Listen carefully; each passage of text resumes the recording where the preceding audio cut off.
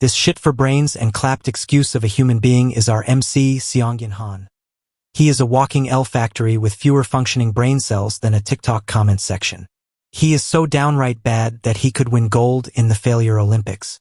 And if living off of 2 brain cells wasn't enough, man's got a pair of busted legs and a phobia of fresh air, which means his social skills are about as functional as a Nokia in a swimming pool. But before we dive into his tragic lore, do me a favor. Smash that like button, sub to the channel, and let's hit today's goal of 100 likes. Hit it and we'll keep dropping banger recaps at light speed. Otherwise, I swear I'm sending a clone to haunt your algorithm. Now let's jump back into our protagonist's pitiful existence. Lying in his bed, Han Seonghyeon was doing what he did best, absolutely nothing. Just then the doorbell rang. Something as basic as this was a rare event in his life, almost as rare as a protagonist with good parents in a shounen anime. Dragging himself to the door, he found a government official standing outside, probably wishing he was anywhere but here. The guy had come to check if Hyun had awakened his powers, but one look at Hyun's dead fish expression told him everything he needed to know. With a rehearsed sigh, the official gave his usual speech, report to the association if anything changes, and dipped, leaving Hyun to marinate in his loneliness. As the door shut, Hyun realized it had been nearly 6 months since he had spoken to another human being. But hey, silver lining, now he didn't have to open his door for another 6 months. Fully prepared for a self-pity marathon, he shuffled back to his bed, ready to drown his sorrows in food. Except, in true loser fashion, everything in his fridge had already expired. Life just kept throwing him LS, and he was catching them all like a Pokemon trainer with 0 luck. Just as he was about to curl up and embrace his pathetic existence, the TV flashed with breaking news. A fire had erupted at a nearby shopping mall. But this wasn't some accident. An awakened had set the place ablaze before being whisked away to another dimension. This was the reality of the world now. Random people would awaken with mysterious powers, and within 24 hours they'd be forcefully transported to another world. Some would stay there for years, even decades, and only a handful ever managed to return. Naturally, some of these soon-to-be Ice Guy protagonists took a fuck-it approach, committing crimes out of desperation before their inevitable teleportation. And Hyun? He had been on the receiving end of one such incident 2 years ago. He lost everything. His family, his legs, and most importantly, his will to face the world. He had tried to crawl out of the pit of despair. Again and again, he forced himself to stand, to move forward, to reclaim even a fraction of his former life. But life wasn't an underdog sports movie. There was no triumphant comeback, no rousing training montage with a catchy soundtrack. Just failure over and over. No matter how much effort he put in, the world kept smacking him down like an anime protagonist in episode 1. At this point, Hyun had failed so many times that failure became his daily routine. Wake up, breathe, fail, repeat. Every time he even thought about stepping outside, panic attacks would hit him like a truck-kun auditioning for another Ice Guy series. He wondered if life would get better if he could just find the courage to go outside again. But before he could spiral deeper into self-pity, a loud noise exploded inside his head. It was a system panel popping up out of nowhere. Congratulations! You've been chosen by the Akasha system. And just like that, he had awakened. The system even threw in a free unique skill as a bonus. But instead of feeling excited, Hyun panicked. He never expected to awaken, much less in such a bizarre way. His skill was called Avatar. And with his awakening, his countdown began 24 hours until he'd be dragged, kicking and screaming, into another world. At first, he was sure this was some kind of sick joke, but the system made it painfully clear that it wasn't. The moment he tried to brush it off, another message popped up, reminding him that he'd be forcibly transported if he didn't step into the teleportation field within the time limit. Hyun scrambled to grab his emergency kit, the same one he packed, just in case, but never actually thought he'd use. As he rushed to prepare, all the nightmare fuel he'd read online came flooding back. How most people take at least a year to return, how time flows 10 times slower in the other dimension. Meaning if he gets stuck there, he's looking at a minimum of 10 years of survival. 10 years? The guy couldn't even survive 10 minutes outside his apartment. He sat there, questioning his entire existence, and before he knew it, only 3 minutes remained. His feet felt frozen. His brain screamed for an escape, but there wasn't one. As the countdown ticked, Full-blown panic set in. If he couldn't even handle going to the grocery store, how the hell was he supposed to survive in a godforsaken fantasy world for 2 decades? That's when it hit him. He had powers now. He had awakened a unique skill. Desperate, he screamed, "Activate avatar," and suddenly a perfect copy of himself appeared in front of him. It was nearly identical down to the last piece of gear. As Hyun stared, he felt something weird, like he was seeing double, but not in the "I drank too much" way. He focused and realized he was sharing his vision and senses with his clone. Excited, he spun around, confirming that he could see through both pairs of eyes. Holy shit, this is OP. But, of course, reality hit like a brick. His peanut-sized brain couldn't handle processing 2 perspectives at once. His head spun, overwhelmed by the sheer amount of sensory input, and before he could fully grasp his new ability, he glanced at the timer. 1 minute left. Panic mode activated. He cursed his so-called unique skill, calling it as useless as just as he was about to resign himself to his fate. A light bulb moment hit him. What if he sent his clone instead? It wasn't like he had anything to lose. With nothing but blind hope, he ordered his avatar to step into the portal while he sat on his bed, praying to every deity that this would work. And it did. For the first time in his entire pathetic life, something actually went his way. The system recognized his avatar as him, and just like that, Hyun successfully scammed the universe. As the countdown hit 0, his clone was sucked into the teleportation field, leaving Hyun behind. He had officially outplayed the Ice Guy system, proving that sometimes the best survival skill is bullshitting your way out of trouble. Hyun sat there, stunned, as his vision flickered between 2 worlds. Through his avatar, he could see everything in the other world. It was so vivid, so real, that for a second he panicked, thinking, is he just getting scammed? Asking himself if he was sent to the other world instead. His heart nearly stopped before the system chimed in, reassuring him that he was still on Earth, and that he could return at any time using the karma shop if he had the required points. Which, of course, he didn't. His current karma balance? A fat, embarrassing 0.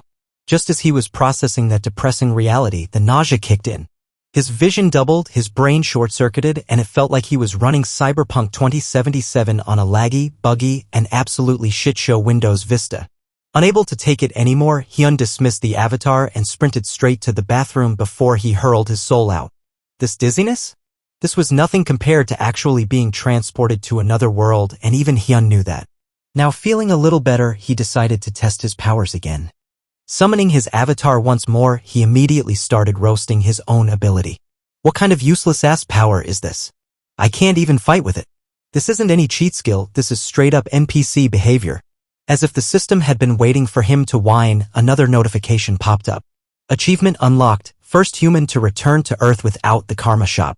Before he could even process what was happening, the system granted him a special reward, a dimensional teleportation field that would allow him to travel to any previously visited location. Hyun blinked. In the span of a few minutes, he went from thinking his ability was dog's hit to getting a literal fast travel system like he was in an open-world RPG. And if that wasn't enough, the system dumped a ton of karma points on him as a bonus. Just like that, Hyun had gone from a pathetic shut-in to a dimensional hacker. Han's jaw unhinged as the system window flashed his new balance of 1,910,213 karma. He had earned more points for yeeting one measly avatar into the great beyond than he had in 10 years of pathetic grinding. The system helpfully explained that karma was the universe's shadiest currency, dished out based on a person's cosmic footprint. It didn't give a single fuck if you were a saint saving orphans or a genocidal maniac leveling cities. For a solid second, the man wondered if there was a catch, a cosmic fine print he'd missed. Then he immediately decided he didn't care. Who was he to question a god-tier payout? Spotting an option to improve his unique skill for a hefty 300,000 karma, he was tempted, but another button caught his eye. Status upgrade. He was about to change his life for the low price of 10,000 points. Curiosity getting the better of him, Han tapped the regeneration option. Instantly, a bizarre energy surged through his legs. Not a painful shock, but a deep, cellular-level tingling. He looked down, and the mangled, useless limbs that had defined his miserable existence were just fixed. The scars were gone. The constant, grinding pain vanished. The injury that had stolen his future and locked him away from the world was deleted from his personal history like a bad search query. He didn't just get regular healing. The system confirmed he'd blown past the standard level and unlocked the Wolverine on a budget upgrade, super regeneration. Later, as he effortlessly crushed a workout on the simulator, he marveled at the raw power in his restored legs. With nearly 2 million karma still burning a hole in his metaphysical pocket, it was time to get truly stupid with his power. Han slammed the button to enhance his unique skill, the avatar itself. Moments later, he stood before his upgraded clone. Grinning, he looked at the clone and said, "You're a real man now," while admiring the handiwork. The clone, checking out its own newly acquired six-pack, shot back, "You've put in some serious effort, haven't you?" The upgrade was more than just aesthetic. Han's consciousness was now fully detached from the avatar. He'd installed a mental firewall. If the clone got its arm ripped off, Han wouldn't feel a thing. The motherfucker had just unlocked God mode for interdimensional travel, turning life or death combat into a lazy Sunday afternoon gaming session from the comfort of his couch. But the system wasn't done blowing his mind. As he processed this glorious new reality, he realized it wasn't just one upgraded clone. He now had three goddamn avatars, ready to be deployed. With 3 avatars standing around, Han realized this was about to get administratively awkward. Muttering, "I can't just keep calling them avatars." He scanned the room for inspiration. In a profound stroke of genius, his gaze landed on a ketchup packet. He pointed to the first clone. "You," he decreed, "will be called Hans." The system updated, showing Hans came preloaded with mana attraction. He turned to the second. "You're Heinz." Heinz got survivability. Hans stared at the combo, a warlock who was also a goddamn cockroach. With his new team assembled, he put them to work. Hans was unceremoniously teleported to another dimension to face unknown horrors, while Heinz was handed a bag of garbage and sent to the curb. Hans' priorities were clearly in order. Switching his view to Hans, the world went dark.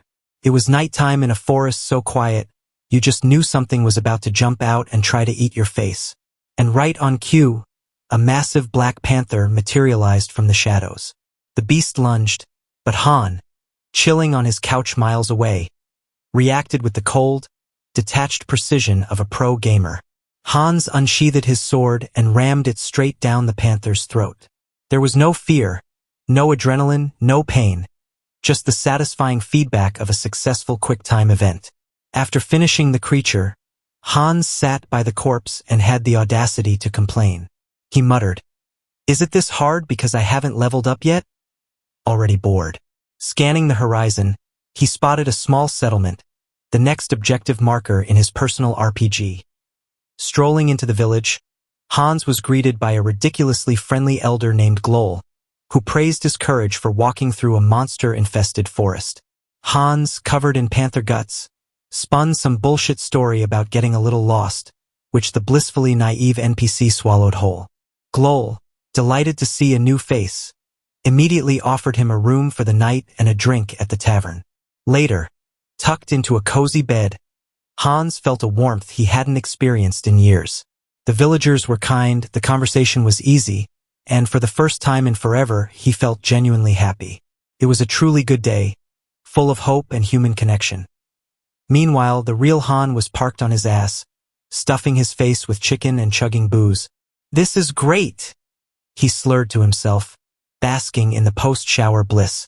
He felt a brief, almost imperceptible pang of guilt for the hard-working Hans, then immediately decided it was good training. He's practicing his survivability, Han concluded with a self-satisfied smile, feeling like a brilliant commander. This motherfucker was living the dream, getting all the rewards while his clone did the dying. He was fantasizing about his future as a great interdimensional leader when a system window appeared with all the subtlety of a tactical nuke. Avatar is dead. All skills and data will be reset. The dumbass froze, his chicken falling from his hand. Hans was dead. He jabbed a trembling, unfamiliar finger at the system window floating in his vision as his mind screamed.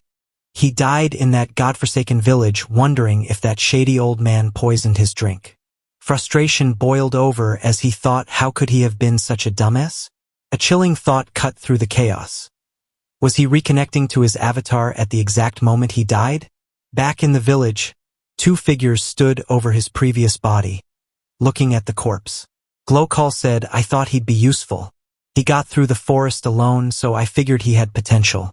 In the end, he's just another empty-headed elite skeleton. As Han's consciousness settled into its new, decaying home, a system window popped up with the worst possible patch notes, informing Han that his race had been changed to undead. And as a result of that, he had acquired a new skill, decomposed heart. His new stat sheet was a horror show. An undead with a skill that literally prevents mental damage, which was probably for the best because a single glance to his side revealed a glass wall filled with enough skeletons to staff a Halloween-themed IKEA. Han looked at the skeleton and thought these lunatics turned the entire village into their personal bone collection. Just as the full weight of his shitty new reality was crushing him, a living, breathing man stomped into the basement. It was the same asshole from the tavern.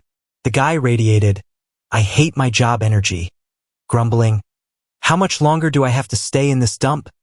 His gaze landed on Han's new body, and he pointed with the authority of a disgruntled manager. Why is this knucklehead still here? Do I have to do everyone's fucking job for them? Move the skeleton's body over there. A jolt of pure terror shot through Han. If he still had a heart, it would have exploded. A strange force began to tug at his limbs, trying to puppet him across the room. He fought it. A silent, desperate struggle against invisible strings, but quickly decided that playing dead was the smarter move. As the henchman muttered about his pain in the neck, boss, Han recognized the feeling. It was the same force that moved his last corpse, and a spark of an idea ignited in his mind. This had to be his new mana attraction skill. If he could understand this power, he wouldn't just be some puppet. He could be the one pulling the strings. A week later, Han's undead body sat perched on a stack of boxes. His skeletal fingers twitched, and across the room, a lone skeleton crumpled on the floor, shuddered, and rose to its feet. He'd done it. He could now control another undead. The victory felt a little hollow, though. He imagined commanding a legion of the damned, a skeletal army to crush his enemies, but it turned out he could only control one other bonehead at a time. Suddenly, a sharp hiss broke his concentration. He whipped around and snatched a rat mid-scamper, the little pest that had been gnawing at his heels all week. Holding the squirming creature, a beautifully devious idea formed. Why waste his energy on a slow, clunky skeleton when he could take control of something small, fast, and sneaky? He focused his mana, and the rat's eyes flared with an eerie red glow. Han set it down, a grin stretching across his skeletal face. Operation Night Watch was a go. This furry little motherfucker was about to become the world's most disgusting spy drone. Through the rat's eyes, he saw the whiny henchman pacing outside another warehouse, bitching and moaning to the empty night before pulling open a heavy door, revealing the secrets within. The little rat, now a furry instrument of espionage, scurried toward the open passage. Suddenly, a wall of pure energy slammed through the air, stopping the rodent dead in its tracks. The feedback hit Han like a magical bitch slap, and he recoiled. Even with his mind shielded from emotional damage, that surge was overwhelming. From inside the warehouse, he could hear voices. A man named Jeffrey was whining, asking his companion, when will the maturation process be done? That fragment of the immortal king feels like it's sucking out my soul every time I go near it. Another man replied cautiously, it should be soon. But isn't it funny? We're guarding this place so tightly, with traps all over the village and even here. Not even a mouse could sneak through. Han's mind raced. So, a piece of some all-powerful dude was the grand prize. But little did the security genius know, a mouse had, in fact, just tried to sneak through before getting absolutely vaporized. Before Han could process this, a flash of magic turned his little spy into a puff of smoke. The old man, the village elder, appeared as if from nowhere, brushing off his robes. From his hiding spot, Han seethed. This old motherfucker was sharper than he looked, noticing a spy that small. Did they really figure me out? Han wondered, a wave of panic washing over him. The elder stepped closer, inspecting the spot where the rat ceased to exist. An undead, he muttered, a flicker of confusion on his face. I don't sense black magic, but its body was brimming with dark mana. He pieced it together with terrifying speed. There's only one place filled with such potent dark mana. He turned to the other man and said, Jeffrey, you're in charge of the warehouse today, aren't you? Observing from afar, Han felt a pang of guilt grieving the death of the rat and giving his fallen comrade a ridiculously solemn mental send-off. You served well. I'll avenge you, I swear. Watch over me from Rat Valhalla. Sometime later, Jeffrey stormed into the basement. His face twisted in a full-blown toddler tantrum as he said, A rat. All this fuss over a damn rodent. That stupid old man. As his eyes landed on Han's undead form, he commanded Han. But when Han's body remained perfectly still, Jeffrey's temper boiled over. He stomped over, grabbing Han by the hair and yanking him forward. Aren't you the fool who dared to stand against me? Didn't you threaten to kill me if I touched your family? Go on. Say it again. Jeffrey sneered, his face a mask of sadistic glee. Oh, that's right, he chuckled, enjoying his own villain monologue a little too much. I ripped out your tongue. He tossed the poor dude to the floor and continued with his villain monologue. You should be thankful I let you live after we hunted down every idiot in your pathetic village. Your wife, she's here too, you know. In a stunning display of talk shit, get bit, Han's undead body suddenly exploded into action. He lunged forward, sinking his teeth deep into Jeffrey's neck. The man let out a choked, horrified scream as he collapsed, sputtering. What's happening to me? Stop! He desperately tried to cast a spell, his hands trembling, but it was too late. Another figure, the reanimated corpse of the wife, pounced on him from behind. Working together, the two undead efficiently and permanently shut Jeffrey the fuck up. Han, piloting his old body, felt a grim satisfaction. This was more than just revenge. This was the beginning of a hostile takeover. Meanwhile, Han switched over to his alternate avatar. Heinz sauntered up to the village guards with a look of feigned desperation and asked them for his brother's whereabouts, laying the foundation for an act of pure, unadulterated bullshit. The guards, whose combined IQ probably couldn't power a light bulb, looked skeptical. After they mentioned his brother had already left, Heinz doubled down, demanding to see the village elder, confident the old man would fall for his scam. Moments later, the elder, Glol, arrived.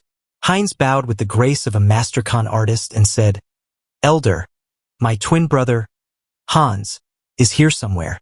Meanwhile, inside, the real Han was cackling, realizing that having two bodies is basically a license to be a conniving motherfucker and get away with it. While Heinz was selling this grade A bullshit to the elder, Han's main body slipped into the village warehouse.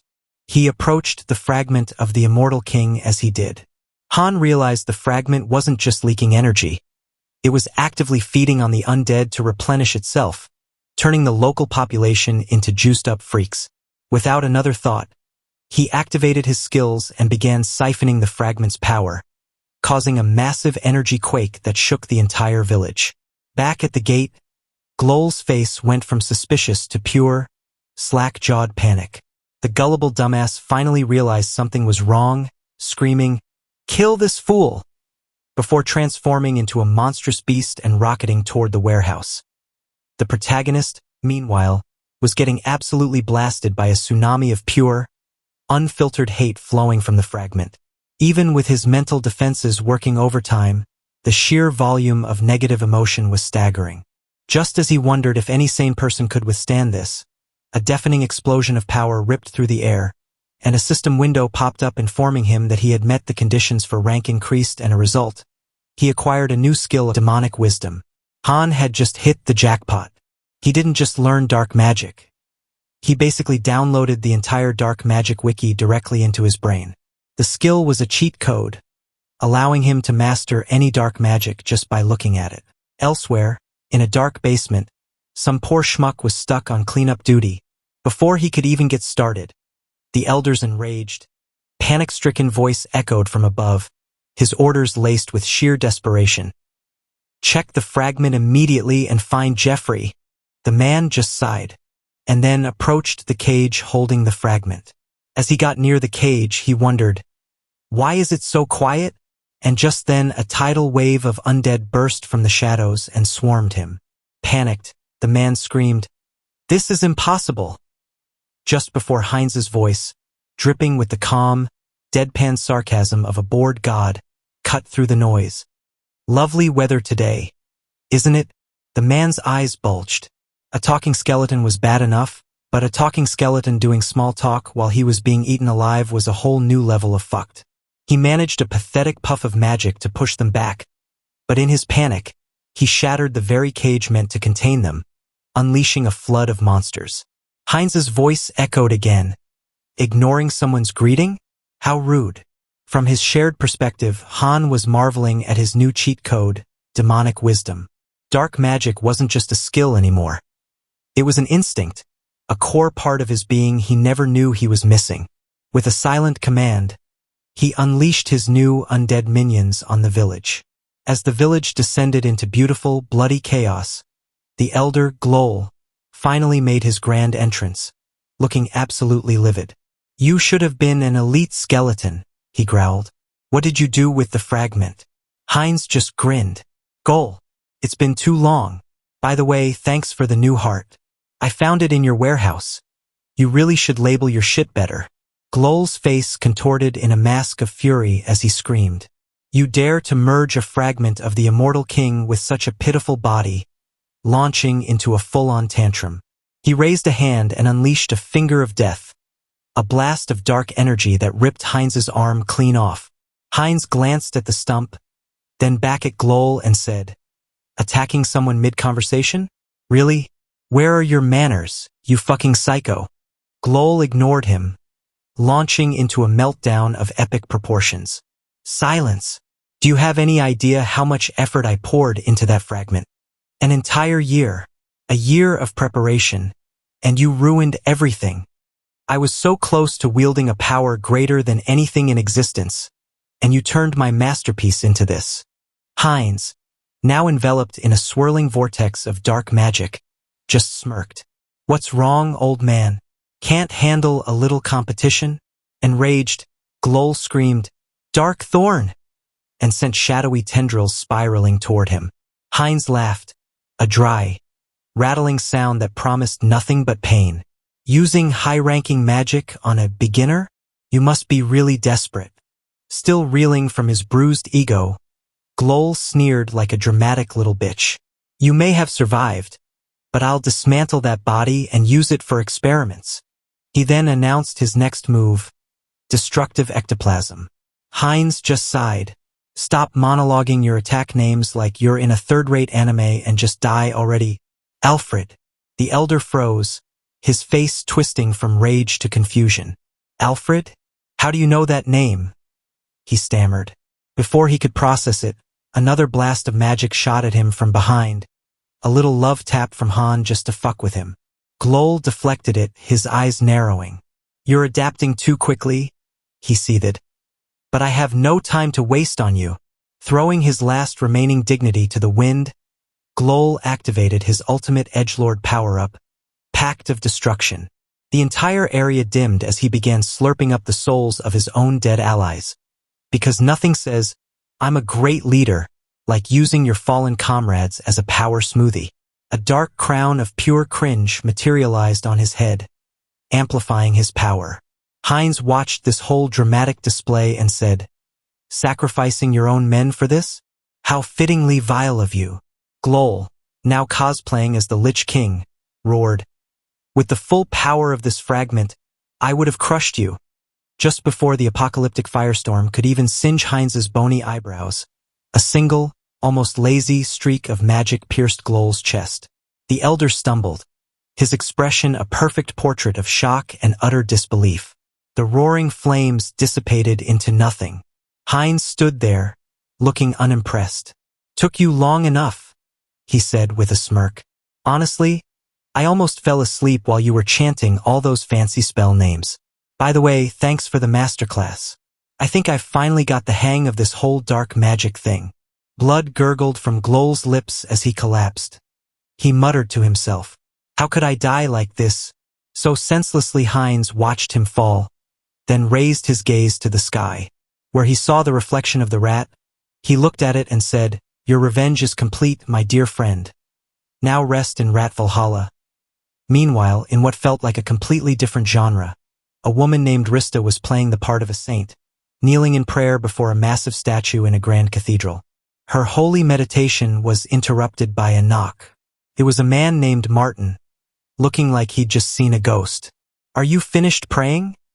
He asked, his voice trembling. Yes, she replied calmly, her face a mask of piety.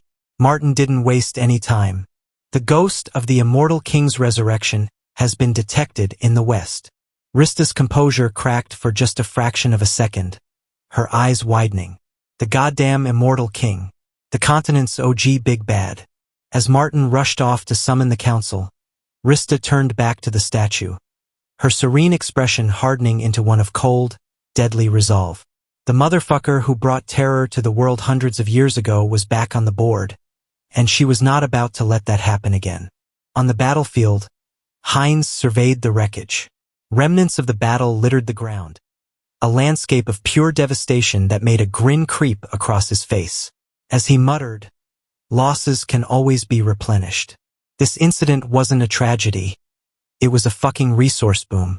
The best thing about necromancy, he figured, was its glorious, unending potential for recycling. But before he could start his eco-friendly corpse repurposing project, he glanced at his own missing limb with irritation. First things first, this one-armed bandit look wasn't going to cut it. He spotted a lone skeleton, its bones still fresh, and without a second thought, ripped its arm off and went, this'll do. He slapped the bony appendage onto his shoulder, activated his super regeneration cheat code, and gave the new limb a test clench. With his body mostly whole again, Heinz was ready to build his army. He extended his hands toward a nearby skeleton, channeling his power and channeling the voice of the ancient, immortal fucker fused to his soul. The voice whispered sweet, evil nothings in his ear, guiding him to cleanse the magic and return it to his body. With a commanding tone, he ordered the skeleton, you must become my subordinate. For a glorious second, it looked like it was working, right up until the skeleton just fucking collapsed into a pile of bone dust. Heinz just stood there, arms folded, staring at the bony mess. All that power, all that dark energy, and this motherfucker couldn't even assemble an IKEA skeleton. After a moment of dumbass silence, realization finally hit him. Heinz turned his gaze to a far more promising candidate. The village chief's body, still lying amongst the dead. A dark, brilliant idea formed. Maybe a basic bitch skeleton was too simple. Should I turn you into an undead with a soul to extract information from you? He mused, grabbing the lifeless form of Mokum for a closer look. But as he inspected the corpse, his plan hit another snag. What? He exclaimed, his voice filled with genuine surprise. The old man's soul had already been yeeted into the great beyond, leaving nothing but a magical circle burned into his chest. After a moment, Heinz pieced it together. This was the enemy's control method. He dropped the soulless sack of meat. If the soul was gone, he'd just have to make do with the leftovers. Heinz poured his energy directly into his body, deciding to skip the grunt-level undead and go straight for the deluxe model. A high-level death mage, complete with consciousness and combat skills, but none of that pesky free will. A few moments later, the body twitched, and Mokum rose to his feet, a freshly minted, obedient killing machine ready for orders. The undead mage stood there, a freshly booted-up NPC awaiting its first command. Master Heinz was genuinely shocked as he looked at the dude and said, "You're speaking?" while looking more impressed than he had any right to be. He immediately snapped back into his role as a grade-A asshole, turning to the mage with a cold expression. "Your name is Mokum. From now on, you will obey me without hesitation." To punctuate his point, he slammed his hand against the undead mage's skull. Mokum flinched but immediately whimpered, I will obey. Heinz smirked, rubbing the fresh bruise on Mokum's head. Even without his memories, the old man's sins remained, and Heinz was going to enjoy being the walking, talking embodiment of his karma. He casually pointed at Mokum's cane. It looks pretty good, he remarked, and the newly born death mage trembled, realizing his new existence was pure fear and servitude. Heinz's grin widened as he thought to himself this motherfucker was going to be a very useful tool. Meanwhile, in the comfort of his hideout, the protagonist was living a completely different reality. He leaned back, patting his full belly after a good meal and smiling like he hadn't just orchestrated a small-scale apocalypse and sighed in relief. God, that was delicious, before immediately whipping out his phone to check the gold rate. The village was full of magicians, and magicians love shiny shit, so he knew he was sitting on a fortune. But his thoughts soon drifted to his mountain of corpses, specifically one young zombie. In a gesture of what he probably told himself was profound respect, he flicked his wrist and set a nearby building ablaze, giving the zombie the most metal, pyromaniac Viking funeral imaginable. He watched the flames crackle, thinking to himself, no turning back now. Back at his table, feeling confident, he muttered, summon Hans. In an instant, his avatar appeared, filling the room with an aura so intense, it felt like he'd just invited a Dark Souls boss over for tea. The suffocating pressure hit him like a truck, and his eyes widened in sheer panic. Cancel the summoning, he shrieked, recoiling and covering his face. The avatar vanished as quickly as it came, leaving him gasping for air. I thought I was going to die, he wheezed, scratching his head in frustration. Accessing the karma shop, he saw he'd earned a shitload of points from his recent rampage. He dumped a hefty 300,000 karma into upgrading his unique skill and was rewarded instantly. The system informed him he could now own more avatars and, more importantly, had unlocked Serenity. Basically a mental panic room to save him from his own overpowered, stupid decisions. Feeling smug about his wise investment, he started stuffing a bag with gold, already benefiting from the new skill that protected him from the overwhelming anxiety of being an idiot with too much power. He dumped the bags of gold onto the committee table like he was making a down payment on a small country. The workers gasped, shielding their eyes from the radiant glow, as if they'd just opened the Ark of the Covenant. The protagonist? He told the manager to deposit all the funds into my account before turning and walking out, leaving the stunned employees to handle his ridiculous fortune. As he left, he glanced at his shadow, remembering how his avatar, Hans, had conveniently hidden it with dark magic as he thought, maybe I was worried for nothing. Just as he was about to pat himself on the back for being a criminal mastermind, a massive explosion ripped through the building behind him. Amidst the destruction stood Wolf, holding a bag of gold with a shit-eating grin. Looks like we hit the jackpot, he roared with satisfaction. The two of them were now running through the streets like a couple of idiots who had just pulled off the heist of the century. Who would have thought there'd be so much gold in such a remote place? His moment of self-congratulation was cut short when the bandit beside him hissed, "Stop chatting. It's time for us to run." As they sprinted ahead, they spotted a familiar figure up ahead, our dear dumbass protagonist, putting on the performance of a lifetime as scared civilian number 3. He pointed at them with fake terror and shouted, "Villains! Someone needs to report them. These criminals are using their awakened powers for evil." The sheer hypocrisy was breathtaking. Wolf, having had enough of this community theater bullshit, clocked him right in the cheek and told him to shut the fuck up. Han touched his bruised cheek, thinking to himself that the guards would probably track them down. They had plenty of time, with the guards still 3 minutes out, and all they had to do was reach the portal. But as they neared their destination, they found their grand escape plan had a very human-shaped speed bump. A girl, lying unconscious on the ground right in front of their exit. Wolf skidded to a halt. "Portal? What happened to her?"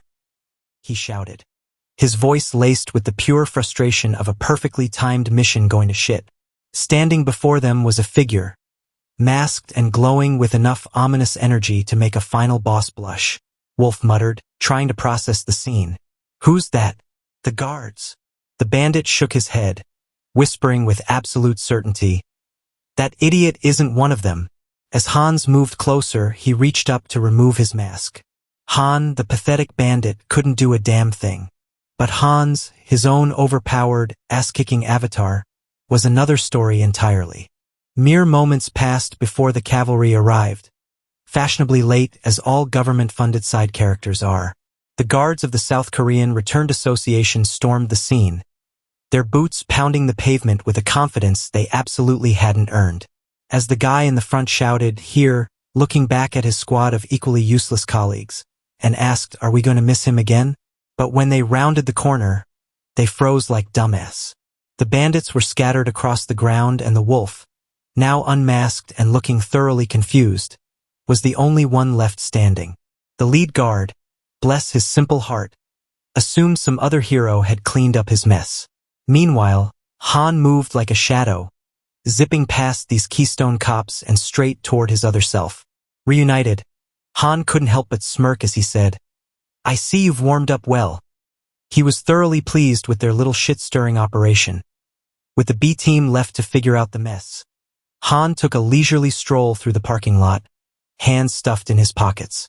There was a deep satisfaction in his stride, the kind of calm a man feels after realizing that unleashing a bit of violent chaos is, in fact, fantastic for stress relief. While Han was enjoying his post-swooping zen, the other Han, his second avatar armed with the vitality skill, was making his grand entrance. He stood at the entrance to a city on the east side, a smug smile plastered on his face as he shielded his eyes from the sun. He took in the skyline, noting that the old man Malcolm hadn't been lying about the place. He thought to himself, "This is my debut in another world," but as he walked deeper into the city, he noticed a glaring issue. The place was fucking empty. Or rather, no one gave a single shit that a brightly colored, magically powered pretty boy had just teleported into their world. As he navigated the disappointingly normal streets, he stumbled upon a scene so cliché it was almost painful. In a nearby alley, a low-level thug was shaking down a young girl. "I warned you," Diana, trembling, pleaded for more time, but the dumbass wasn't having it. He looked at the girl and said, "I told you we would need 2 silver coins from both of you in 3 days or else." Hans, who had been watching this play out, let out an internal sigh. Local thugs and a damsel in distress, how fucking original. He was about to walk away because this tutorial-level quest wasn't worth his time. But fate, the bitch that she is, intervened. Diana tried to bolt, turned, and slammed right into Hans. She stumbled back, immediately apologizing without looking up. Hans, however, just sized her up, a plan already forming in his capitalist motherfucker brain. He told the girl to calm down as he asked her, "How well do you know this city?" Diana looked up, startled by the stranger's sudden and entirely unheroic question as she asked, "Who are you, uncle?" Hans's lips curled into a predatory grin as he held up 2 gleaming silver coins. He wasn't a hero, a savior, or a knight in shining armor. He was something far more practical. "I'm a potential employer." As he said that, Diana's eyes, which were just moments ago filled with fear, practically bulged out of her head. The sight of 2 shiny silver coins was apparently all it took to flip a switch in her brain from damsel in distress to employee of the month. The promise of money vaporized any sense of caution she might have had, and she quickly agreed. The two made their way through the streets to an inn that looked like it had survived at least 3 separate apocalyptic events. Diana, however, pointed to the dilapidated building and said, "This inn is one of the best places you'll find here." Hans, now getting a clearer picture of her desperation, just nodded thoughtfully. If this was the best, the worst must be an actual hole in the ground. It was then that Diana unloaded the most cliché tragic backstory in the history of tragic backstories. Her parents were dead, her brother was sick, and she couldn't pay the local tax. It was a textbook pity me starter pack, but in response to that cliché backstory, Hans, this cold-hearted capitalist motherfucker, just handed her a single silver coin, and as he did, Diana's eyes sparkled with gratitude. Hans just smiled. "Okay," he said, laying down the law. "You'll come to me tomorrow as soon as you wake up. We can discuss your pay then." Diana agreed instantly, and just like that, She was his newly hired walking, talking GPS, all for the low price of 2 silver coins a day. Later that night, Hans sprawled on the lumpy bed, hands tucked under his head. Well, he thought with a smug chuckle, I'll pretend I'm doing a good deed, when a sudden sneeze from outside shattered the night silence. His curiosity, mixed with a healthy dose of irritation, got the better of him. He dragged himself to the window, pressing a hand to the glass, and his eyes widened in disbelief. Huddled on the ground outside, leaning against a box, was Diana. He called out for her as Diana looked up, her face splitting into a wide grin as she waved. Hello. Hans' face contorted in rage as he thought to himself, what the fuck are you doing there? Then he asked, why are you waiting for me? A short while later, they were sitting at a table, an awkward breakfast spread between them. Hans was still simmering with frustration, stabbing at his food as he said, you shouldn't do that again, and then he told her to wait until closer to lunch. Diana, who was happily chewing a piece of food, nodded without a care in the world as she replied, yes, uncle. Hans shot her a glare and grumbled, I've already told you not to call me that. She stared at him, then her eyes darted to the piece of bread sitting innocently on his plate as she asked him if he was full. He told her that she was free to do whatever with the rest of the food. With a smile that was far too sweet for a professional mooch, Diana snatched the bread and tucked it into her bag. Thank you, she chirped. And now comes the info drop. Diana told Hans that the town they were wandering through was Ozu, a charming little shithole on the western edge of the kingdom. As they walked, Hans, the main character, sensed his senses starting to tingle. He ran a hand along a crude drawing on a wall, a symbol that was plastered everywhere. He asked Diana what the deal was with this symbol. Is strange. It looks like paint, but something's not right. Diana leaned in and gave it a sniff as she said, this is blood. Hans blinked, processing the information. He sniffed the symbol himself, but he didn't find Jack's hit, so he asked her again to confirm. Diana, not missing a beat, decided to flex on this dumbass. Didn't you eat venison soup yesterday? She quipped. Han turned to her, genuinely shocked as he asked, how did you know? With a smug little smile, Diana pointed to her nose and said, I have a very good sense of smell. Han was fascinated. A good sense of smell. That was her special skill? Still pondering how pathetic that was, he asked what the blood symbol meant. Diana told him that it's the emblem of the Varick Guild, which controls this place. Before she could finish her little exposition dump, she froze solid, her face draining of all color. She started backing away slowly, bumping right into Han. Han asked, what's wrong? Diana's eyes darted around like she was expecting a ninja ambush as she whispered, that smell. Han furrowed his brow, sniffing the air like an idiot. What smell? He asked. Diana inhaled deeply, her eyes squeezed shut as if concentrating all her life force into her nostrils. She turned around with a terrifying urgency and said, freshly baked bread? I'll have to try it.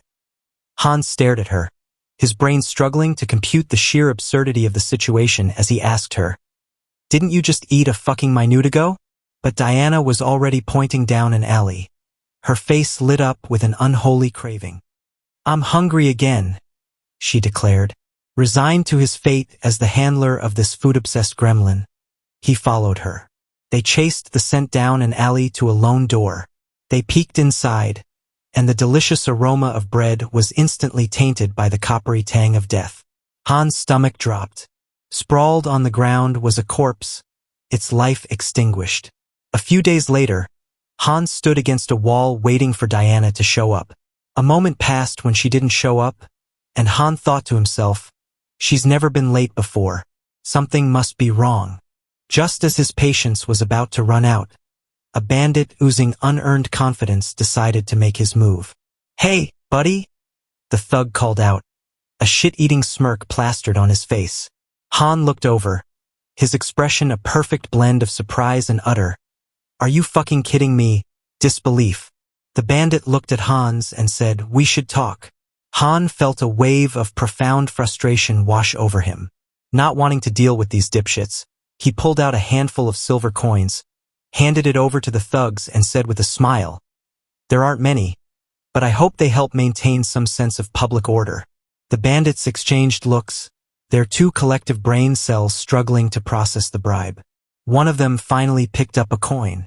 "Seems we've quickly found a common language," he remarked, clearly amused by the easy payday. Han mentally patted himself on the back. This was exactly why he'd brought a slush fund of go-away money. But then his eyes narrowed, his focus sharpening on the thug's neck. There it was, the same blood-red emblem that was smeared all over the city walls. His thoughts turned grim. Diana had warned him to avoid the alleys. A cold dread, mixed with annoyance, began to seep in. He couldn't help but wonder how utterly terrified the girl must have been of these thugs to have that kind of reaction. As the bandits started to move off, one turned to the other and asked, "Why did we grab this brat?" His partner in crime just shrugged dismissively. "How should I know, idiot? We're just following orders." The word brat hit Han like a slap to the face. His mind started racing. "Don't tell me those two bastards grabbed Diana." Without thinking, he shouted, "Wait a minute." The bandits turned, their expressions a mix of surprise and curiosity. Han clenched his fists, his mind racing. Timing is everything in situations like these, he thought. If things get dangerous, I can just cancel the call. He forced a smile, trying to look as non-threatening as possible. "There's something I wanted to know," he began. But before he could finish his lame attempt at interrogation, a familiar voice called out his name. He turned in shock. It was Diana. The bandit sneered. "So, what's your friend interested in?" Han gave an awkward, pained smile, trying to de-escalate the situation. "Is the silver I gave enough?" A while later, Hans looked at his empty pouch and said, "They took everything," before turning his gaze to Diana. He asked, "You were supposed to meet me an hour ago." Diana's face crumpled, and tears began to stream down her cheeks as she said, "My little brother is missing. He was just starting to get better. He could eat again. But now I can't find him anywhere," she wailed, confirming Han's suspicion that this clusterfuck was about to get worse. His mind replayed the bandits' conversation. Brat. They hadn't grabbed his human GPS. They'd taken her even more useless brother. "Could it be Varric?" he asked. Diana looked up and shook her head. Han frowned and asked what she meant by that. Tears streamed down her face as she choked out, "They really took him. Eren will die." Han knelt down, defaulting to his protagonist programming. He tried to console her, telling her not to worry, saying, if they want a ransom, he'll be happy to cover it. But Diana was stuck in a loop of despair, whispering about how her brother would die. Han's brain finally caught up. Blood. He remembered the crimson symbols smeared on the walls. "Why blood?" he asked, bracing himself. Diana looked at him and said, "This city is a warehouse. For live blood bags. For vampires." Han's mind blue-screened. He hadn't signed up for this horror movie bullshit. Meanwhile, on a different plave, a voice from above cut through the tension. A vampire stood on the roof, his figure silhouetted against the setting sun. "The smell of dark mana is strong," he said with a low, cruel smirk. "Did they kill each other over the fragment of the immortal king? How unfortunate. I wanted to destroy it once it fully matured." The vampire folded his arms, his smile widening as he continued. "I don't know who stole it, but I know exactly where it's going, so finding the thief won't be difficult." Heinz stared at Diana, his brain still trying to buffer as she delivered the mother of all bombshells. This wasn't just a simple kidnapping. It was a citywide vampire conspiracy complete with deadly enforcement for not paying your dues. Tears streamed down Diana's face as she confirmed his dawning horror. Vampires. The whole goddamn city was run by them, a network of blood-sucking bastards who would hunt them down if they tried to escape. She sobbed into her hands, talking about getting picked off one by one, a fate she was sure awaited them. Cutting through the melodrama, Heinz grabbed her face, forcing her to look at him as he said, "Hey, listen to me. If that's true, we need to move. Where did they take your brother?" When she hesitated, muttering about how dangerous it would be, Heinz flashed a smile and told her not to worry about that. And then, to lift up the mood, he said jokingly, I know how to fight these scoundrels. While in his mind he was forming the blueprint for the mission. Save the girl, find her brother, and dismantle a city-spanning vampire, and maybe have a beer or something after he was done. Sometime later, Heinz found the lowlifes responsible in a dimly lit tavern. The bandits were celebrating their latest score. One asshole tossed a pile of silver on the table, bragging about robbing some idiot that morning. Right on cue, the tavern doors exploded inwards as Heinz made his grand entrance, looking ready to commit several felonies. One of the bandits stood up and sneered. Who's this idiot? He asked his friend, who was already snickering. The first bandit held up a hand, and looking Heinz up, he said he is the idiot we robbed, and then turning to Hans, he asked, have you come to give us more money? Heinz didn't even flinch, his gaze locked on the dumbass. Meanwhile, one guy outside was taking a leisurely nap, or maybe not. One bandit asked about Hans and if he had slipped a coin to the dude that was keeping watch outside. But Hans was not here to play cool like before. His expression turned dead serious as he said, I won't ask twice. Where is the kid? The bandit's face twisted into pure, unadulterated disbelief. He could not believe what he just heard as he asked, Are you out of your mind? Pointing a grubby finger at Heinz. Do you know who you're dealing with? But Hans had about enough of this bullshit, so in the blink of an eye, Heinz's knife was out of his belt and buried deep in the bandit's throat. The man's eyes went wide, a gurgling sound escaping his lips as he tried to process the very sudden and very violent end to his shitty career. I know exactly who you are, Heinz declared coldly, watching the life drain from the fucker's eyes. You're scum who prey on families. As the body hit the floor, the entire tavern went silent. Heinz stood over the corpse, ready for round two, his mission far from over. After the ensuing chaos, he stood breathing heavily amidst a pile of fallen bandits. A knife lodged deep in his own shoulder. Blood was seeping through his shirt, but the wound was little more than an annoying distraction. Looking around at the carnage, a single thought crossed his mind. Why are there so many of them? Just as Heinz was catching his breath, more morons started pouring down the stairs, drawn to the commotion. Screams echoed from deeper in the building as the fight escalated into a full-blown clown car situation. They just kept coming, 6, 7, 8, an endless parade of disposable henchmen. Finally, after what felt like an eternity spent wading through a sea of human garbage, Heinz stood alone, breathing hard, sweat and blood dripping onto the floor. His shoulder throbbed where he'd yanked the knife out, but he'd deal with that later. Heinz strode over and planted his boot firmly on the bandit's head, grinding his face into the filthy floorboards as he said, All right, listen up, you walking disappointment. I'll ask this only once, so you better listen to me. Where's the boy you snatched today? The bandit glared up at him as he said, You think I'm just going to tell you? You're an outsider, you dumbass. You don't even know who's behind this. But Heinz didn't give a single solitary fuck who was behind this, nor was he eager to find out. All he wanted was to find the boy, and if anything was to come in his way, he would burn that to the ground, and he made sure that bandit scum would know that. So he leaned in closer, whispering into the man's ear, making himself clear while promising that if he would tell him where the boy is, he'll make his death a quick one. Otherwise, we were about to find out just how creative he can get with a dull knife. The bandit's tough guy act shattered instantly, fear flooding his eyes as he pleaded with Hans, saying that he didn't know anything. But the leader does. He's got a place near the old mill, after a short trip to the most predictable evil lair in the city. Heinz kicked open a door to find a small boy cowering on the floor. The kid, Aaron, was trembling, holding his head and begging for his life, which was a perfectly reasonable reaction to a towering stranger covered in the blood of at least a dozen men showing up unannounced. Heinz, apparently forgetting he looked like the goddamn Grim Reaper, knelt and extended a hand and told the boy to not be afraid, saying his sister had told him everything, so he was here to save him. He looked up at the blood-soaked Messiah before him and asked, You know my sister? Just as Heinz was about to usher the kid to safety, a goddamn bat flapped into the scene.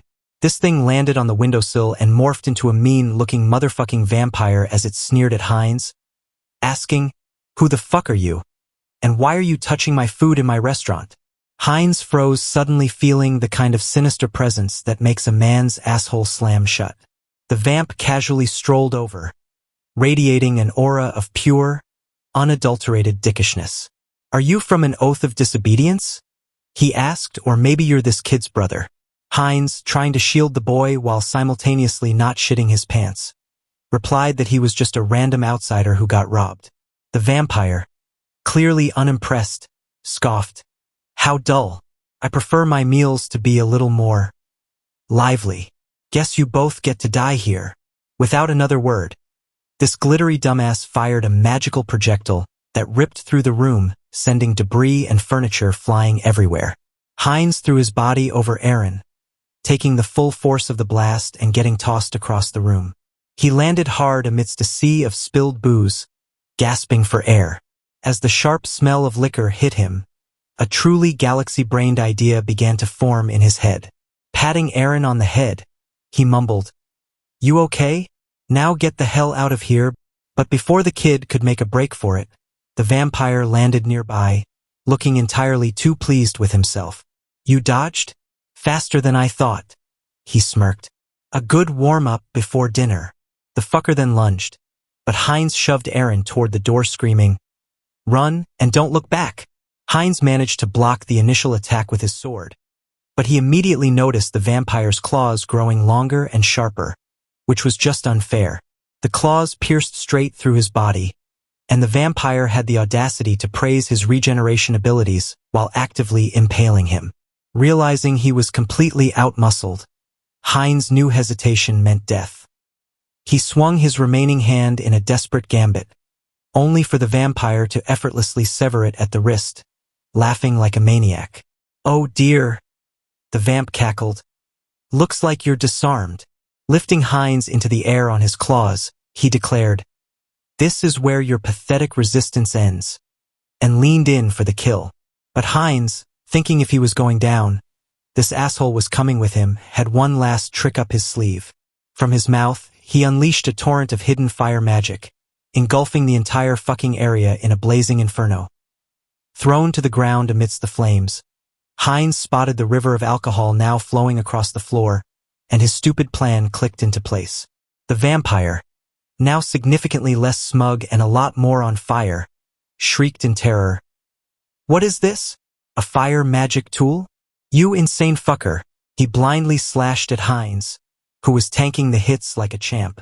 "Fragile flesh!" the vampire screamed, laughing hysterically.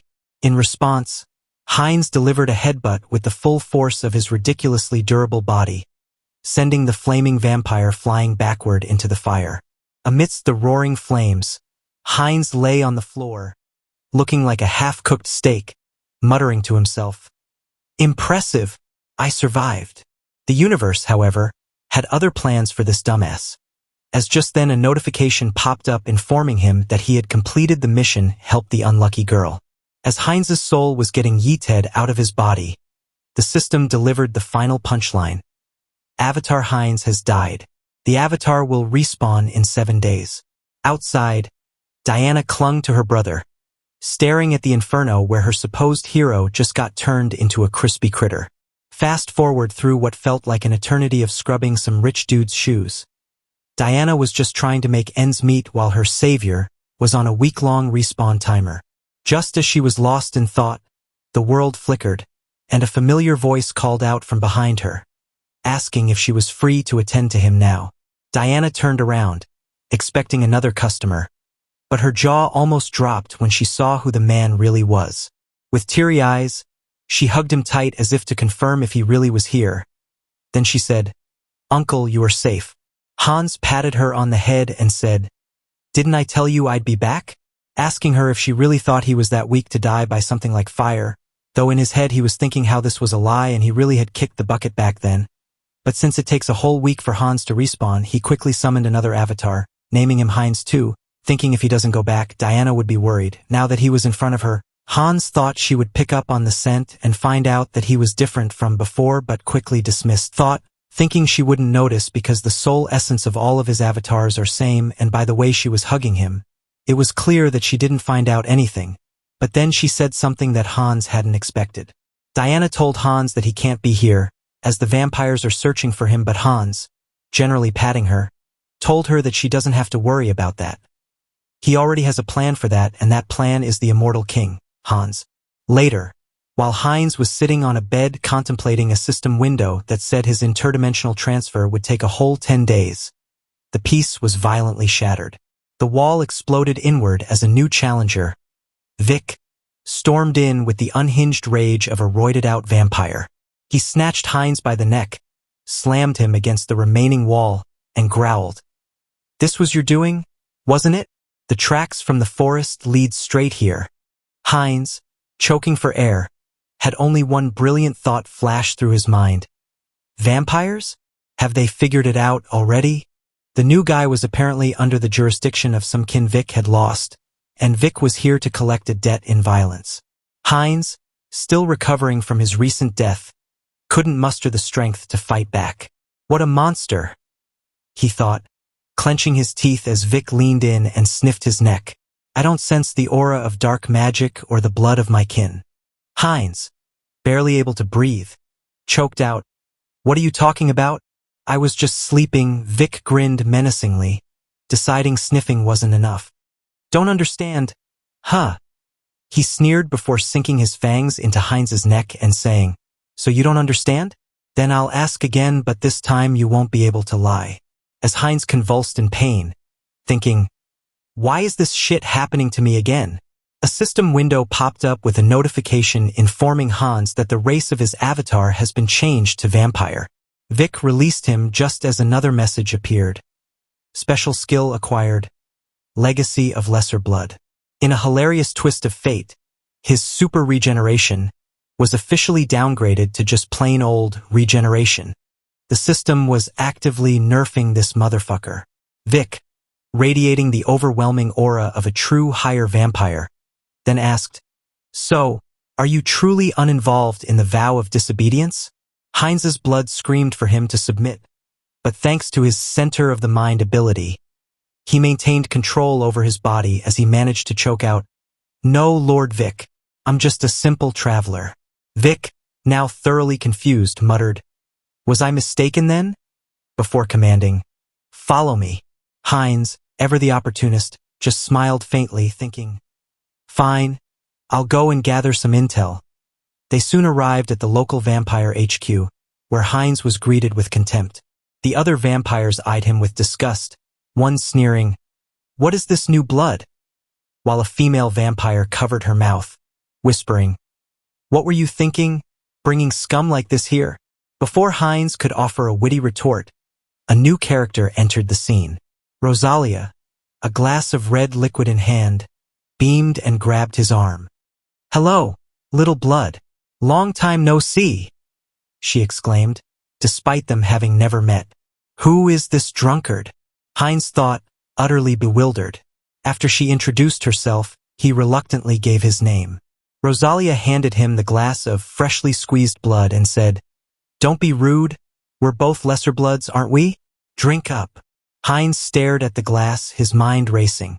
Drinking this shit was clearly dangerous, and one small sip sent a surge of thirst through him that his mental filter barely contained.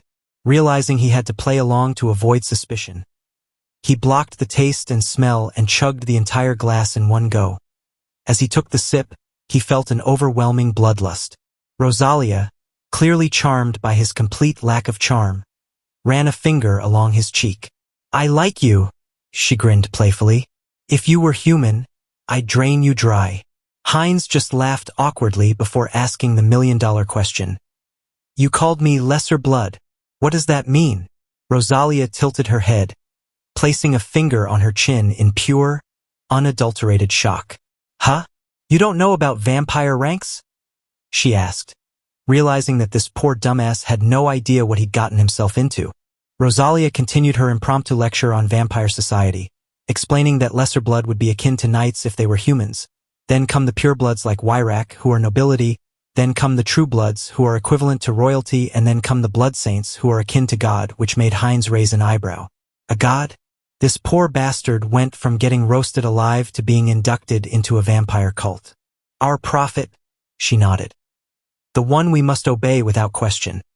Just then Vic, standing on the second floor like a goth balcony singer, tapped his spoon against a glass to get everyone's attention. It seems everyone is here, he announced, killing the vibe. Let's get down to business. The room quieted down as Vic explained that the fragments of the immortal king had mysteriously vanished. Across the room, a pureblood named Parita casually adjusted her hair, and let me tell you all, she is mine, so back off. Another pureblood, Teeple, folded his arms, radiating pure, unadulterated boredom. Vic suggested the fragments might have already been brought into the city, a possibility that finally piqued Heinz's curiosity. The fragments of the immortal king? He asked Rosalia, who sighed. Don't you know anything?